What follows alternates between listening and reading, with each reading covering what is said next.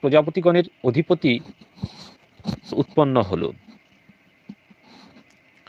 ভগবানের সেই বিরাট রূপের কল্পনা করা হয়েছে। তার সেই রূপ বিশুদ্ধ ও নিরতিশয়, সত্যময়, শ্রেষ্ঠ রূপ। যোগীগণ দিব্য দৃষ্টি দিয়ে ভগবানের সেই রূপ দর্শন করেন।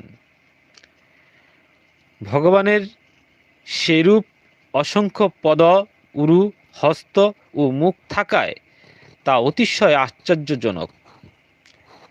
তার মধ্যে অসংখ্য মস্তক, অসংখ্য কর্ণ, অসংখ্য চক্ষু ও অসংখ্য নাসিকা রয়েছে এবং সেরূপ অসংখ্য মুকুট, বস্ত্র ও কুণ্ডলাদি অলঙ্কারে শোভিত।